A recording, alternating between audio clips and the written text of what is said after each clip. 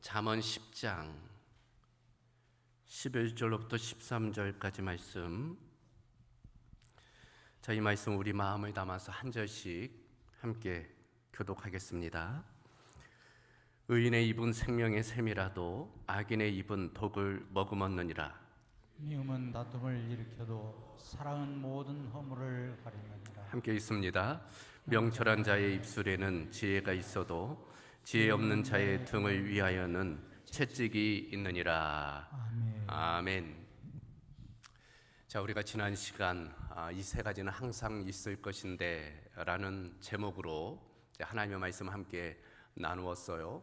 이 세 가지 신앙생활의 3요소인 믿음, 소망, 사랑입니다. 믿음은 나무의 뿌리와 같다, 말씀을 드렸어요. 뿌리가 중요하잖아요. 뿌리가 견실하다는 것 중요합니다. 나무의 생명과 직결된 것이 뿌리예요. 믿음도 그와 같습니다. 그래서 우리가 믿음을 잘 지킨다는 것 중요해요. 소망은 가지와 같다 말씀을 드렸어요. 그래서 모든 방해와 제한을 뚫고 이겨내는 힘, 그것이 바로 소망입니다. 그래서 우리의 소망을 통해서 우리는 미래를 향해서 나아가게 되는 것입니다. 사랑은 열매와 같다 말씀을 드렸어요.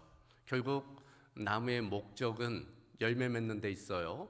그러므로 풍성한 열매를 맺어야 되는데 우리 신앙생활의 목적도 결국은 사랑의 열매를 맺는 것에 있는 것입니다. 중요한 것은 이 세 가지 중 어느 것 하나 중요하지 않은 것이 없다는 거예요. 그래서 이 세 가지는 항상 함께 가야 한다라는 것을 강조해서 말씀을 드렸습니다. 그럼에도 불구하고 그 중에 제일은 사랑이라는 거예요. 그 모든 것이 함께 할 때, 믿음과 소망과 사랑이 함께 있을 때 그 중에 제일은 결국 사랑인 것입니다. 사랑은 또 다른 생명을 낳고 기르기 때문인 것입니다. 오늘은 이 사랑을 좀 더 살펴보려고 그래요. 그래서 오늘 잠언 10장 11절로 13절 말씀을 통해서 사랑은 허물을 가리느니라 라는 제목으로 함께 말씀을 나누려고 합니다. 실제적인 부분이에요. 그 중에서도 특히 말에 관해서 좀 살펴보려고 그래요. 사랑을 표현하는 방법 중에 말이 또 중심에 있기 때문인 것입니다. 오늘 함께 읽은 본문은 잠언서에 해당이 됩니다. 잘 알다시피 이 잠언서는 지혜서예요. 솔로몬이 지은 지혜서입니다. 삶의 지혜가 기록되어져 있어요.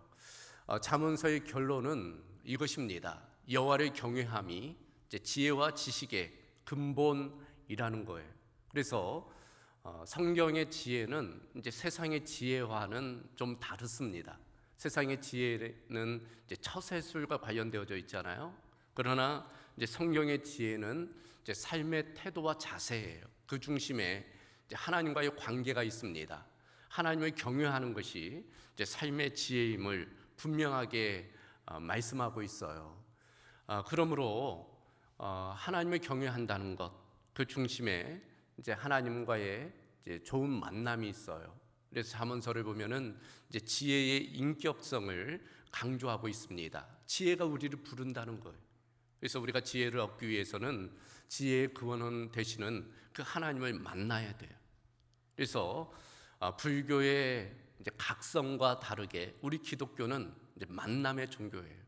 하나님과의 만남, 그 만남이 지혜로운 삶을 이끌게 되는 것입니다. 뿐만 아니라 이 잠언서는 삶의 실제적인 지혜도 일깨워줘요. 사람과의 관계를 어떻게 맺으며 살아가야 될지, 또 세상과의 관계를 어떻게 맺으며 살아가야 될지 다양한 주제를 통해서 우리의 지혜를 일깨워 줍니다. 일의 문제, 또 게으름의 문제, 교만의 문제, 또 음란의 문제, 여러 주제를 반복적으로 다룹니다. 그 중에 빼놓을 수 없는 주제가 바로 이 말이라는 주제예요. 그래서 잠언서를 읽다 보면은 이 말에 관련된 이제 내용이 반복해서 나옵니다. 계속적으로 이제 말의 부분을 강조해서 다루는 거예요. 이와 같이 반복해서 이제 강조해서 다루는 까닭이 무엇일까요? 이제 말이 중요하기 때문이에요. 살아감에 있어서, 이제 관계에 있어서 그 무엇보다도 이 말이 중요하기 때문입니다. 이제 그런 측면에서 사랑과의 관계, 특별히 사랑하며 살아가는 데 있어서 이 말의 중요성, 오늘 함께 살펴보려고 하는 것입니다. 그 첫 번째, 말이 중요하다는 거예요. 말 그대로 이제 말이 중요하다는 것입니다. 말에는 힘이 있어요. 말에는 이제 권세가 있습니다. 그래서 탈무드에는 이런 이야기가 나와요. 어떤 왕이 광대 두 사람에게 이제 명령을 내렸다는 거예요. 이 세상에서 가장 악한 것 그리고 가장 선한 것을 각각 찾아와라. 그렇게 명령을 내렸다는 것입니다. 얼마간의 시간이 지나고 두 명의 광대가 돌아왔어요. 그래서 한 명의 광대는 가장 선한 것을, 또 한 명의 광대는 가장 악한 것을 이제 왕에게 이야기를 하는 것입니다. 그런데 똑같았다는 거예요. 그것이 무엇이었을까요? 혀였다는 것입니다. 인간의 혀가 가장 악하기도 하고 가장 선하기도 하다는 것입니다. 그러니까 우리의 혀를 어떻게 사용하느냐에 따라 악할 수도 있고 선할 수도 있다는 거예요. 약이 될 수도 있고 독이 될 수도 있다라는 것입니다. 그래서 신약의 지혜서라 불리는 야고보서에서도 이 혀를 이제 강조합니다. 배를 보라. 그렇게 크고 광풍에 밀려가는 것들을 지극히 작은 키로서 사공의 뜻대로 운행하나니 이와 같이 혀도 작은 지체로 돼 큰 것을 자랑하도다. 그 큰 배가 그 작은 키로 조종이 된다는 거예요. 방향이 조종되는 것처럼 우리 인간의 혀, 이 작은 혀가 우리 인생을 주장한다는 것입니다. 실제로 그런 것 같아요. 여러분, 우리 인간의 신체 기관 중에 이 혀는 아주 작은 기관에 불과해요. 길이가 한 10cm밖에 안 되고 무게는 57g 정도밖에 안 된다고 그래요. 입 안에 감추어져 있기 때문에 잘 보이지도 않아요. 그럼에도 불구하고 이 혀에는 힘이 있어요. 말에는 영향력이 있습니다. 파괴력이 대단해요. 그래서 말 한마디에 웃기도 하고 울기도 하고 마음이 누그러지기도 하고 마음이 화가 치밀기도 하고 심지어는 사람을 죽이기도 하고 살리기도 하는 것이 이 말의 힘이라 할 수 있습니다. 그래서 오늘 본문 11절을 보면 의인의 입은 생명의 샘이라도 악인의 입은 독을 머금었느니라 이제 말씀하고 있어요. 다른 잠언 18장 21절에는 죽고 사는 것이 혀의 힘에 달렸나니 혀를 쓰기 좋아하는 자는 혀의 열매를 먹으리라 이제 말씀하고 있는 것입니다. 말의 권세, 말의 힘에 관한 내용이에요. 그래서 우리 속담에도 말 한마디로 이제 천냥빚을 갚는다. 말의 능력을 이야기합니다. 성경도 마찬가지예요. 성경도 이제 곳곳에서 말의 힘과 권세를 이제 강조하고 있어요. 창세기에서부터 그렇잖아요. 하나님께서 우주 만물을 무엇으로 창조하세요? 바로 말씀으로, 말로 창조하셨습니다. 하나님이 있으라 하시니 있게 되었다. 이제 강조하고 있어요. 사람도 마찬가지입니다. 하나님의 형상대로 지은 바 된 이 아담도 그러므로 말의 권세와 힘을 가지고 있었어요. 그래서 창세기 2장 19절을 보면 아담이 각 생물을 부르는 것이 곧 그 이름이 되었다 말씀하고 있습니다. 장명한다는 것이 그게 힘이잖아요. 그게 권세입니다. 근데 아담이 부르는 대로 이제 그 이름이 되었다 말씀하고 있습니다. 이런 말의 능력과 권세를 잘 보여주는 것이 소위 정탐꾼 사건이잖아요. 민수기에 나오는 그 정탐꾼 사건 우리가 잘 알고 있습니다. 출애굽한 이스라엘 백성들이 하나님의 약속의 땅, 그 땅을 들어가기 전에 12명의 정탐꾼을 보내요. 그런데 10명의 정탐꾼은 부정적인 보고를 해요. 두 명의 정탐꾼 갈렙과 여호수아만 긍정적인 보고를 하는 것입니다. 자, 그 보고를 듣고 이제 백성들이 영향을 받아요. 그리고 어떻게 이야기합니까? 민수기 14장 2절을 보면 이스라엘 자손이 다 모세와 아론을 원망하여 온 회중이 그들에게 이르되 우리가 애굽 땅에서 죽었거나 이 광야에서 죽었으면 좋았을 것을, 그렇게 이야기를 합니다. 원망하고 또 차라리 자기들이 이 광야에서 죽었으면 좋았겠다, 그렇게 이야기를 했다는 거예요. 근데 결국 어떻게 돼요? 그들이 그 광야에서 정말 죽게 되었다는 거예요. 왜 그랬을까? 이어 나오는 민수기 14장 28절에는 이렇게 되어져 있어요. 여호와의 말씀에 나의 삶을 가리켜 맹세하노니 너희 말이 내 귀에 들리는 대로 그대로 갚아주리라. 그들이 말한 대로 되었다는 거예요. 그들이 이 광야에서 죽었으면 좋았겠다, 그렇게 이야기했으므로 결국 그 광야에서 죽게 되었다.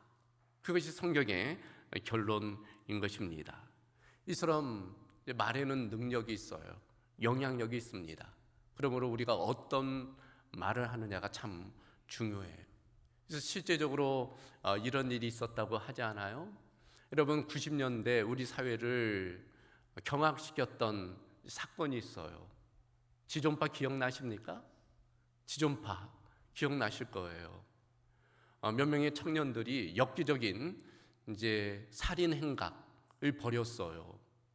그래서 많은 피해자들이 일어났습니다. 강도, 살인, 성폭행 뭐 이런 일들이 일어났단 말이죠. 결국 이제 그들이 잡혀가지고 이제 사형 언도를 받고 이제 사형 집행까지 이루어지게 됩니다. 그런데 그 지존차의 두목 이제 김기환이라는 이제 청년이 있었는데 자신이 왜 그렇게 되었는지 회고한 이야기가 있어요.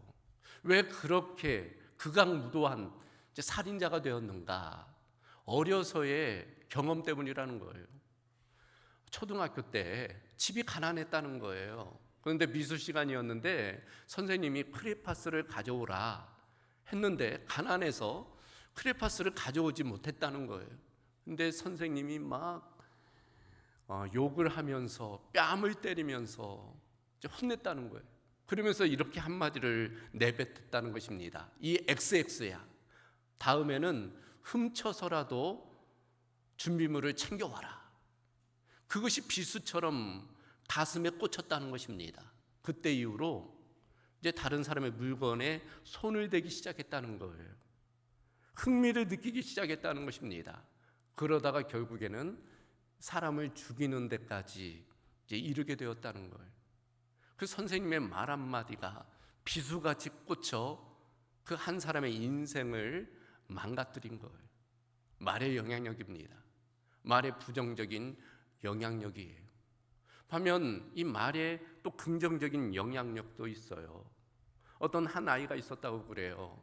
아버지는 6.25 참전용사로서 상위 군인이었다고 그럽니다. 눈 하나를 잃고 팔과 다리에 장애를 입었어요. 그래서 2급 국가 이제 유공자가 되었답니다. 집이 가난했다고 그래요. 아버지가 장애를 입었으니 뭐 집이 부유할 수가 없겠죠. 그래서 어려운 중에 이 아이도 어려서 잔병치레가 있었고 특별히 축농증이 심했대요. 그래서 이 축농증을 좀 고치기 위해서 이제 병원을 가서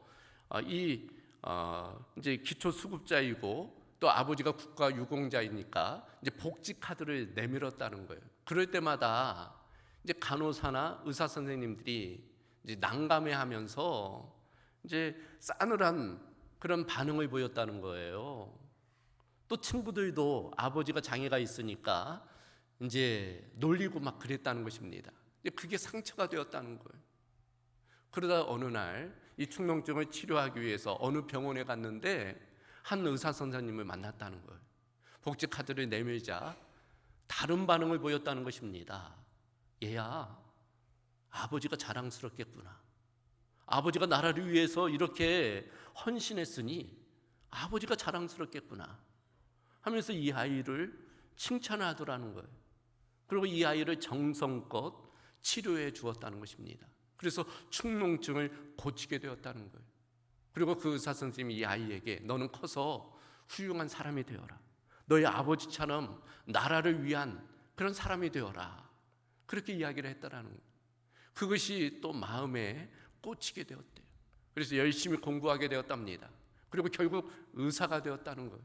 그리고 어려운 사람들, 아픈 사람을 돕는 사람이 되었다는 것입니다. 이분이 누구일까요? 여러분도 잘 아는 아주대병원 외상센터장을 했던 그 이국종 교수의 이야기입니다. 그 어려서의 의사 선생님의 그 한마디가 이 아이의 인생을 바꾸게 된 것입니다. 그러니까 말의 영향력이, 말이 한 사람의 인생을 망칠 수도 있고 한 사람의 인생을 살릴 수도 있는 것입니다. 그런 측면에서 우리가 우리의 언어의 습관을 좀 돌아볼 필요가 있어요. 우리가 다른 사람에게 어떤 말을 하는지, 혹은 나 자신에 대해서 어떤 말을 하고 있는지를 한번 돌아볼 필요가 있는 것입니다. 특별히 사람과의 관계에서 어떤 말을 하는지가 중요해요. 부부 관계에서, 또 부모와 자녀 관계에서 어떤 말을 하느냐가 중요한 것입니다. 그래서 두 번째 살펴볼 것은 어떤 말을 하느냐가 중요하다는 거예요. 말의 내용입니다. 사랑한다면 관계 가운데 어떤 말을 해야 될지를 주의 깊게 살펴야 돼요. 자, 그렇다면 어떤 말을 해야 될까? 몇 가지 간단히 살펴보면 첫 번째는 절제된 말을 해야 돼요. 말이라고 다 같은 말이 아니잖아요. 하고 싶다고 다 해서는 아니 되는 것입니다. 하지 말아야 할 말이 있어요. 부정적인 말, 사람을 죽이는 말, 그런 말들은 해서는 안 돼요. 감정이 끌어오른다고 해서 감정대로 쏟아내서는 안 돼요. 충분히 다른 사람의 입장도 고려해서 말하는 것이 필요합니다. 그래서 에베소서 4장 29절을 보면 무릇 더러운 말은 너희 입 밖에도 내지 말고 오직 덕을 세우는 데 소용되는 대로 선한 말을 하여 듣는 자들에게 은혜를 끼치게 하라. 그러니까 어떤 말을 해야 된다는 거예요? 덕이 있는 말, 은혜로운 말, 선한 말, 그런 말들을 해야 된다는 거예요. 반면 더러운 말, 죽이는 말, 그런 말은 입 밖에도 내지 말라 말씀을 하고 있어요. 실제로 많은 문제는 말 때문에 비롯돼요. 이 말 때문에 오해가 생기고, 말 때문에 관계가 틀어지고, 말 때문에 상처 입고, 말 때문에 갈등과 다툼이 일어나는 것입니다. 그때 그 말만 하지 않았더라면 하고 후회할 때가 참 많잖아요. 그러니까 이 말과 물의 공통점은 한번 쏟아지면 다시 담을 수 없다는 데 있어요. 그러니까 쏟아내기 전에 미리 절제하는 것이 필요합니다. 어떤 사업장 뒤편에 농어 한 마리가 박제되어 걸려 있었다고 그래요. 근데 그 박제된 농어 밑에는 이런 글귀가 있었답니다. 내가 입을 벌리지만 않았더라도 난 여기 있지 않았을 것이다. 입 잘못 벌려가지고 결국 이와 같이 박제되었다는 거예요. 그러니까 차라리 말을 하지 않는 것이 더 나을 때가 있는 것입니다. 말의 절제가 필요해요. 특별히 가까운 관계일수록 가깝다고 함부로 말하지 말고, 아내한테 함부로 말하지 말고, 남편한테 함부로 말하지 말고, 자녀한테 함부로 말하지 말고, 부모한테 함부로 말하지 말고, 성도 상호 간에 더욱더 말을 절제한다는 것, 중요한 것입니다. 두 번째 어떤 말을 해야 될까? 이제 긍정적인 말이 필요해요. 그래요. 부정적인 말이 있고 이제 긍정적인 말이 있잖아요. 물만 봐도 물이 컵에 반절 차여 있을 때 반절밖에 안 남아 있네 라고 말할 수도 있지만 아직 반절이나 남아 있네 라고도 말할 수 있어요. 똑같은 상황이지만 어떻게 보고 어떻게 말하느냐에 전혀 달라질 수 있는 것입니다. 될 수 있다면 이제 긍정적으로 말한다는 것 중요한 것입니다. 사람은 말을 먹고 자라요. 그러므로 자녀들에게 있어서 특별히 이제 긍정적인 말을 한다는 것 필요합니다. 당장은 몰라요. 그러나 시간이 지남에 따라 그것이 영향이 되기 때문입니다.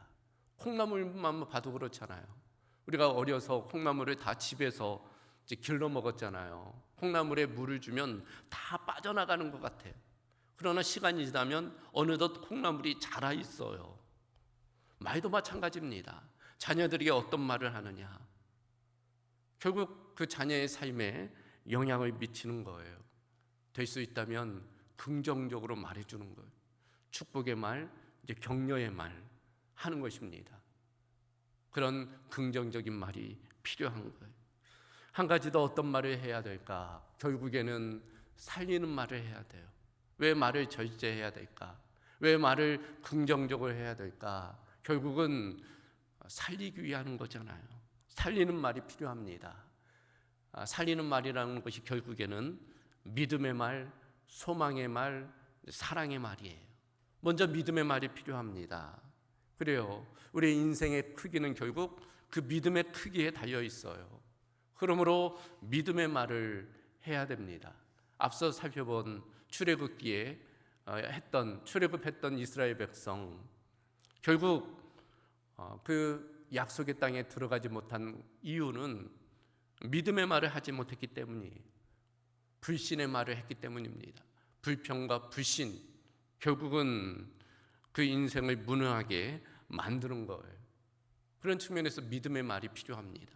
여호수아와 갈렙은 같은 것을 보았어도 믿음의 눈으로 보고 믿음의 말을 선포했어요.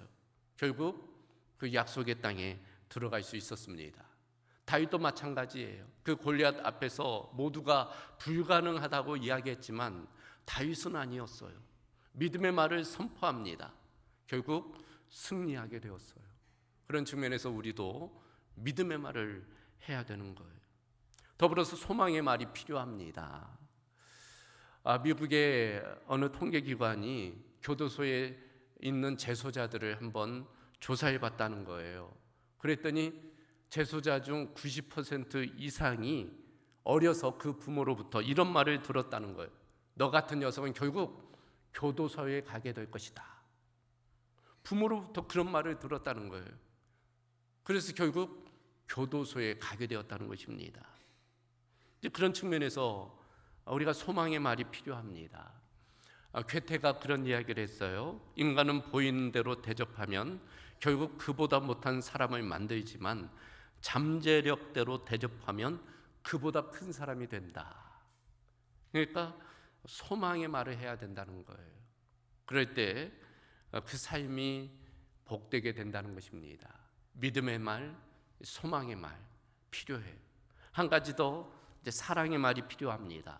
그래서 오늘 12절을 보면 미움은 다툼을 일으켜도 사랑은 모든 허물을 가린다 말씀하고 있어요. 실수가 있어도 그걸 나무라거나 책망하기에 앞서서 이제 상대방의 입장을 생각하는 거예요. 그래서 그 허물을 좀 가려주는 것입니다. 감싸주는 거예요. 사랑의 말로 그를 세워주는 것입니다. 그래, 나라도 그랬을 거야. 그런 상황 가운데 나라도 너 같은 실수했을 거야. 다시 반복하지 않으면 돼.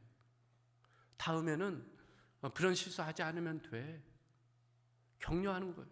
사랑의 말을 내비는 것입니다. 그 말 한마디가 그 사람을 살리는 거예요. 그래서 우리가 그런 믿음의 말, 소망의 말, 사랑의 말을 실천해야 할 것입니다. 자, 마지막 한 가지 더. 이제 어떤 말을 하느냐도 중요하지만 이제 어떻게 말하느냐가 중요해요. 말의 태도와 이제 말의 자세입니다. 그래요. 말의 내용도 중요하지만 말의 태도와 자세가 중요해요. 같은 말이라도 어떻게 하느냐에 따라 전혀 달라질 수 있잖아요. 뉘앙스가 달라요. 그래서 어떤 태도로, 어떤 자세로 하느냐가 참 중요합니다. 칭찬도 빈정대듯 하면 기분이 상해요.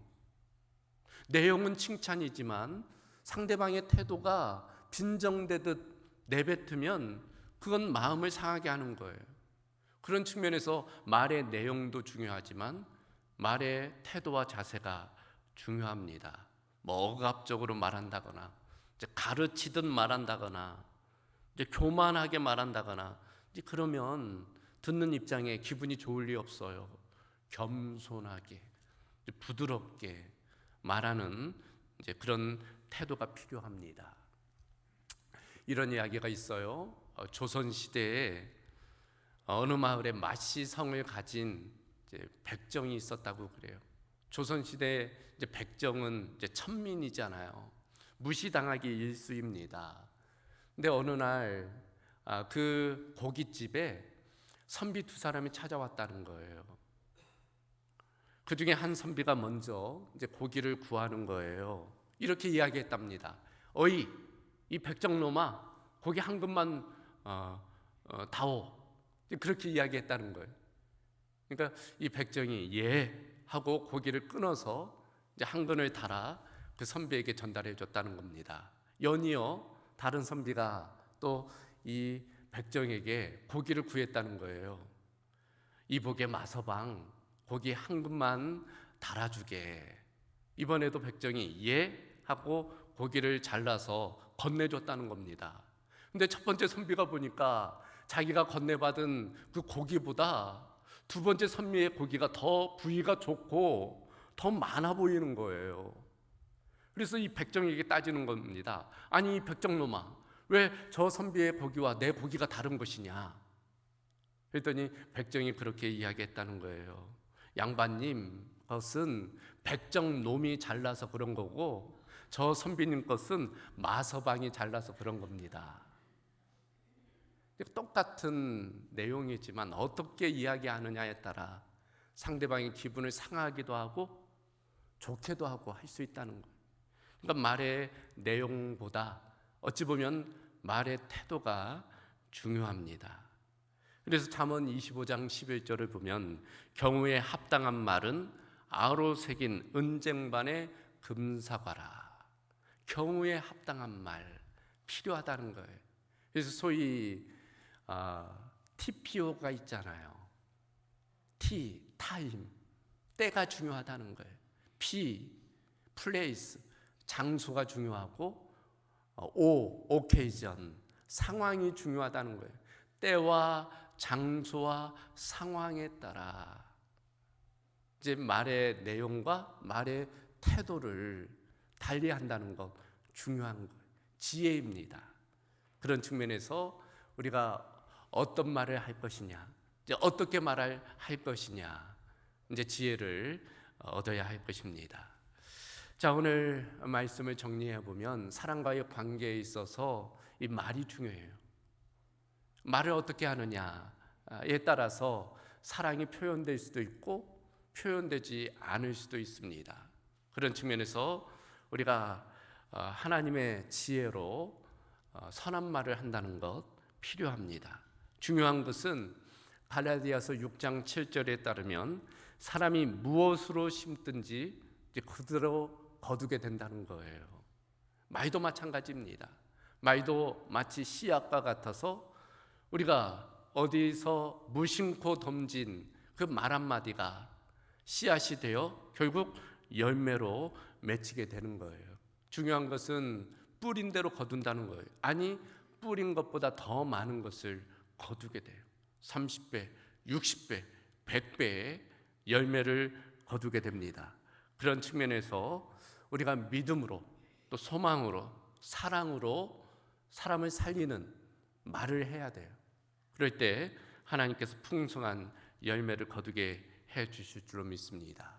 미움은 다툼을 일으키지만 사랑의 말은 허물을 가린다는 것 우리가 기억하고 모든 관계 가운데 우리가 사랑의 말을 하는 저와 여러분이 되기를 주님의 이름으로 소망합니다. 기도하겠습니다. 감사하신 아버지 하나님, 오늘 잠언서를 통해서 인생을 지혜로 살아가는 방법을 일깨워 주심을 감사합니다. 그 중심에 말이 있고 이 말을 어떻게 또 어떤 내용으로 해야 될지 일깨워 주심을 감사합니다. 우리가 관계 가운데 지혜로 말하게 하여 주셔서 그것이 다른 사람을 살릴 뿐 아니라 나 자신을 살리는 그런 놀라운 능력을 경험케 하여 주시옵소서. 우리 공동체 가운데 이런 사랑의 말이, 또 믿음의 말이, 소망의 말이 넘치게 하여 주셔서 우리 공동체가 또 더욱더 건강하게 성장케 되게 하시며 또 하나님의 영광을 나타내는 축복의 통로 되게 하여 주시옵소서. 모든 것 주께 의탁하오며 우리 주 예수 그리스도의 이름으로 기도하옵나이다. 아멘.